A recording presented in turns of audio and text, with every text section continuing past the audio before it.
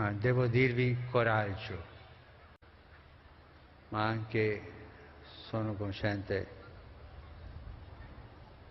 che devo fare tutto del mio perché questa parola coraggio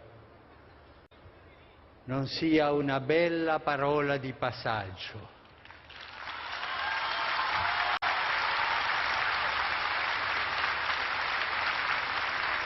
Non sia soltanto un sorriso di impiegato cordiale, un impiegato della Chiesa che viene e vi dice coraggio. No, questo non lo voglio.